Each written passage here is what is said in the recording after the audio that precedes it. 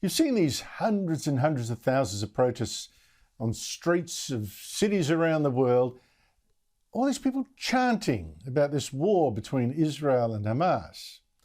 You know what they should be chanting? Not this. This is wrong. We must join together with the community and declare ceasefire now. Ceasefire now! Ceasefire now! Ceasefire now! Ceasefire now! Ceasefire now. Well, no, that's actually wrong.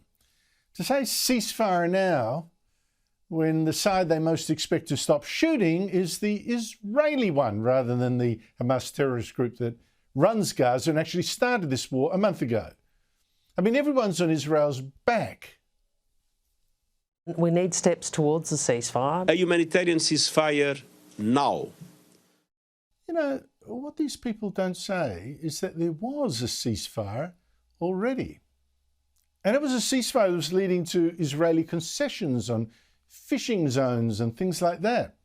This was a ceasefire that lasted, well, for a few years until October 7, when Hamas broke it by slaughtering 1,200 Jews in Israel, most of them citizens, in scenes of unbelievable brutality. So ceasefire now seems a bit misdirected when you're looking at Israel instead.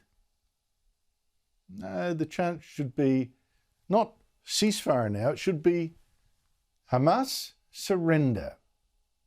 Hamas surrender. Why aren't I hearing that from the crowds in the street who claim to care for the suffering of the Palestinian people? Hamas surrender. And why not? Because look how this war is going for Hamas. It can't win now, or not in the conventional sense. I mean, Israel's conquered a big part of Gaza City. There's no way Hamas can drive it out. In fact, Hamas is still shooting. I mean, it's shooting even from hospitals. It's shooting from refugee camps. It's shooting from crowds. And Palestinian civilians are dying in the crossfire. It's like Hitler's last days, hiding in his bunker in Berlin, Hamas hiding in their tunnels in Gaza. It's like Hitler's last days. There he is hiding in his bunker while his country gets bombed to pieces, just like Gaza is getting bombed to pieces. So why doesn't Hamas surrender? Put down their weapons. This war would end immediately. This killing would end immediately. The Israelis would go home. And then millions, even billions of aid would come pouring in from around the world. You can count it, it always does. So why not surrender? For the sake of the Palestinian people. Why aren't the left demanding that? Why aren't all these big protests about the war and the civilian suffering chanting that? Hamas surrender. Can't be that they support Hamas really, can it? I mean, no, because you see how angry, well, you see how angry they claim to be when you say these big pro-Palestinian protests are actually pro-Hamas, because Hamas, of course, is desperate for Israel to stop shooting for a day or two so they can regroup and string out this war a bit longer, hoping that with passing time, the pressure builds inexorably, the international pressure builds on Israel and forces them to pull out. But no, you know, we're told, no, these protesters, they're not pro-Hamas. They're not pro-Hamas. How dare we say that? How dare we accuse them of supporting this vicious terrorist group, which is so cruel that it raped and tortured and mutilated Israeli women and girls in their October 7th attack. And they murdered and burned babies. They beheaded people, even a Thai guest worker, can you believe it, on a kibbutz. How dare we suggest all these lovely protesters are on the side of Hamas terrorists who say that they want this war to be permanent on all of Israel's borders and to expand with the whole Arab world joining in. No, the protesters claim. Don't confuse us with Hamas. We don't support these Hamas butchers with their talk of a permanent war. We, they say, represent the Palestinians. The Palestinians, the civilians, are who we're marching for.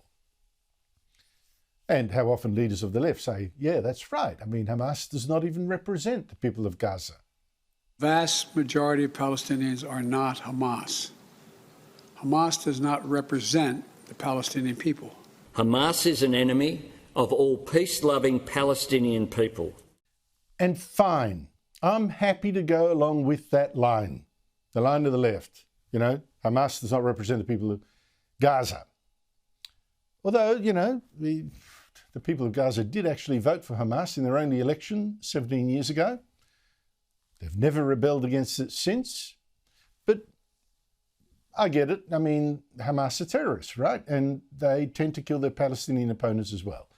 So sure, Hamas does not represent the Palestinians of Gaza. But if they don't, then what's the big problem? What's the big problem with the left now chanting, Hamas, surrender? Unless, of course, they've been lying. Unless, of course, all those hundreds of thousands of protesters you see in the street actually do want Hamas to win this war. Unless they really are Hamas supporters. Hamas surrender. I mean, do it for the Palestinians. Doesn't that make sense? Because then, why not? You could hold an election in Gaza for the first time in 17 years so someone else can represent them. I mean, didn't the left care about things like that, about freedom and democracy?